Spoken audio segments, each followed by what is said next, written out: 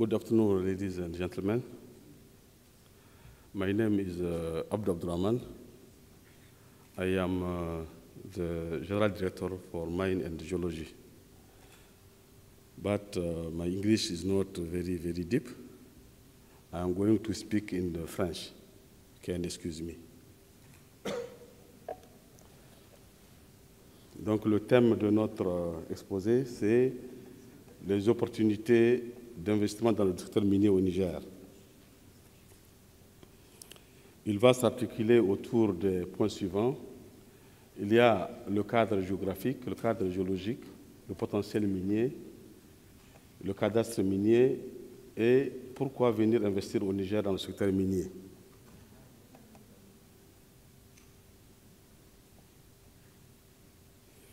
Le Niger, c'est un pays d'Afrique occidentale, c'est un pays enclavé qui a une superficie de 1 267 000 km², qui a une population qui tourne autour de 17 millions d'habitants, qui est divisée en 8 régions, qui sont donc Agadez, Difa, Dosso, Maradi, Niamey, Tawa, Tillabéri et Zender. La capitale du Niger est Niamey. Le climat, c'est un climat tropical, semi-aride, avec une longue saison sèche et une saison pluvieuse qui va de juin à septembre. Le cadre géologique. Le cadre géologique du Niger se caractérise par deux grands ensembles. Nous avons l'ensemble des formations anciennes et l'ensemble des formations d'origine sédimentaire. Les formations anciennes constituent 10% en superficie et les autres 90%. Nous avons à l'ouest le Liptako-Gourma qui constitue l'extrémité nord-est du craton ouest africain que nous partageons avec les pays tels que le Burkina Faso, le Mali, la Côte d'Ivoire, etc. Nous avons au nord l'Aïr, le massif de l'Aïr, et au centre-sud, nous avons le Damagara-Mounio et le sud de Maradi. Ce sont là les formations anciennes. Entre ces ensembles, nous avons des bassins sédimentaires.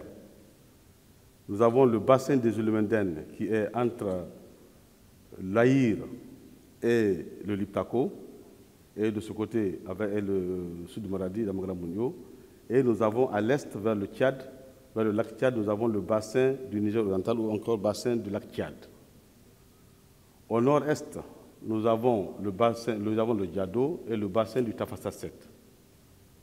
Ce sont là les grands ensembles géologiques du Niger. Nous allons parler un peu de l'Iptako. Le Liptako, je disais, c'est la partie ouest du Niger. C'est un ensemble de formations anciennes qu'on appelle le Liptako-Gourma. C'est des formations d'âge très anciennes, 2 milliards d'années. Dans cette zone, nous avons surtout de l'or. Nous avons également du cuivre, nous avons du fer, qui est estimé à environ plein de milliards de tonnes. Nous avons des phosphates au sud, dans le parc de W, également estimé à l'ordre du milliard. Nous avons également du manganèse, nous avons du cuivre au nord.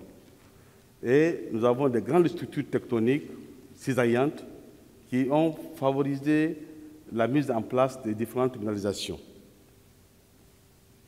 Dans cette partie, nous avons une mine d'or, la mine de Samira, qui est non loin du Burkina Faso.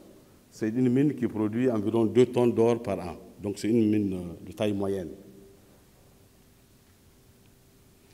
Le nord, je disais, nous avons l'Aïr. Le massif de l'Aïr, c'est un massif qui n'est pas tellement connu sur le plan de la minéralisation. Nous avons seulement quelques indices en cuivre, zinc, étain, mais il y a une production d'étain artisanal qui se faisait dans cette zone-là. Nous avons également actuellement de l'or qui est exploité de façon artisanale dans le massif de l'Aïr. Toujours dans les formations anciennes, nous avons le sud de Maradi Damagara-Mounio. C'est également une formation où les connaissances de minéralisation sont à l'état d'indices. C'est surtout des indices en cuivre, des indices en argent, plomb, zinc, beryllium et or. Donc, au niveau du sud de Maradi, nous avons l'exploitation artisanale d'or également. Nous avons le bassin qui se trouve à l'ouest de l'Aïr. Ce bassin, c'est le bassin uranifère. Tout l'uranium du Niger vient de ce bassin-là. C'est le bassin de Timorseuil. C'est une partie du bassin des Zulumenden. Dans ce bassin, nous exploitons donc de l'uranium depuis plus de 40 ans. Et nous avons aujourd'hui 4 mines d'uranium au Niger, dont 3 sont en activité. La mine de Somaïr, la mine de Kominak, comme vous le voyez sur la diapo. Nous avons au sud la mine de Somina, Angélique, qui est une mine exploitée par des Chinois, mais les autres sont des mines exploitées par Areva. Nous avons au centre là la mine de Mouraren.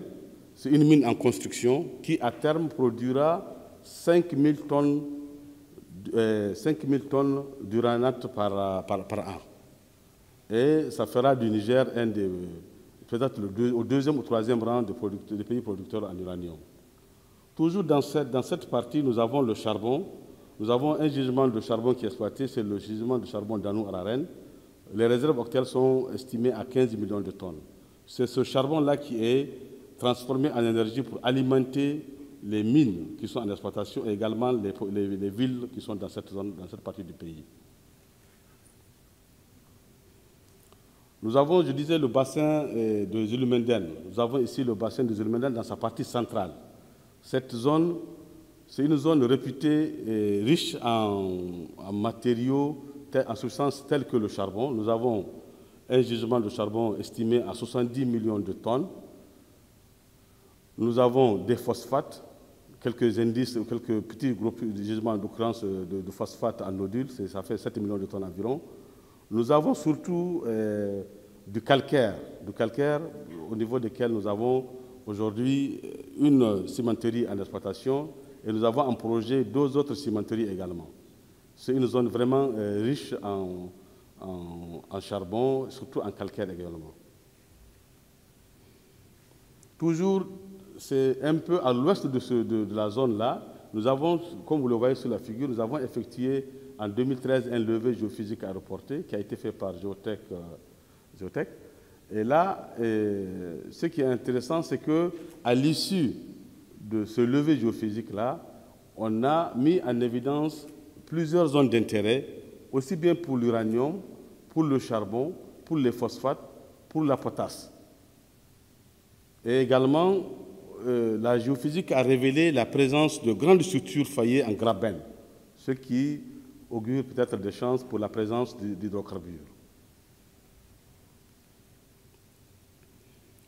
Là, nous avons le bassin oriental. En fait, le bassin oriental vers le lac Tchad, c'est surtout un bassin qui est caractérisé aujourd'hui par la présence surtout du pétrole. Vous savez, depuis 2 ans, le Niger fait partie de 5 restreints de pays producteurs de pétrole. Nous produisons environ 2000 barils par jour et pour la consommation locale et également pour l'exportation vers d'autres pays tels que le Burkina et le Mali. C'est également une zone au niveau de laquelle nous avons le massif de termites, au niveau duquel nous avons du fer également, dont les réserves sont importantes. Mais j'avoue, c'est un site sur lequel nous n'avons pas beaucoup réalisé d'études approfondies. Le bassin du Diado, je ne sais pas, celui qui suit un peu les informations, au Niger, en avril, nous avons connu une ruée vers l'or dans la partie nord-est du Niger, c'est-à-dire donc vers le Diado. C'est en avril que ce site est né. C'est un site qui est situé aux confins donc, du Niger, entre le Niger, le Tchad et la Libye. Tout d'un coup, ça fait des milliers de personnes se sont mis à faire de l'orpaillage. Et en utilisant les appareils, les détecteurs de métaux, et vous voyez quelques images, hein, là où on voit effectivement des pépites d'or qui ont été trouvées, des pépites qui parfois dépassent même les 300 grammes. Et aujourd'hui, c'est une nouvelle vie là-bas, avec beaucoup d'activités, avec beaucoup de nationalités, des gens qui viennent du Soudan, de la Libye, du Tchad, du Niger, du Burkina, d'un peu partout. Des gens sont là-bas. Et là, vraiment, je vous avoue que c'est vraiment une nouvelle découverte. Et au niveau de cette zone aujourd'hui, le vendredi passé, on avait attribué 20 permis sur cette partie pour l'or. 20 permis ont été attribués pour l'or dans cette partie-là du Niger. Cette carte, c'est la carte de synthèse. En fait, ça montre un peu de façon globale ce que c'est que le Niger, avec tout ce que je viens d'informer, de dire, le Liptako Gourmand avec l'or, le charbon, l'or, les phosphates, le fer. Au centre, nous avons surtout le charbon, nous avons les matériaux de construction, surtout le calcaire, nous avons le bassin uranifère, nous avons l'aïr et nous avons le diado de ce côté au nord-est là. Sur cette carte, nous avons le cadastre minier. Le cadastre minier, l'ensemble des petits carreaux sont des permis qui ont une superficie de l'ordre de 500 km². Chaque permis, c'est 500 km². Les différentes provinces minières ont été découpées en ces permis-là. Nous avons en rouge, c'est des permis qui ont été attribués. Nous avons en bleu, c'est des permis en demande, dont les demandes sont en traitement. Et nous avons en vert les permis libres. Si vous regardez au nord-est, là, côté là où l'Algérie est là, vous voyez en rouge, ce sont les permis qui ont été attribués le week-end, la semaine passée. Et c'est effectivement pour l'or.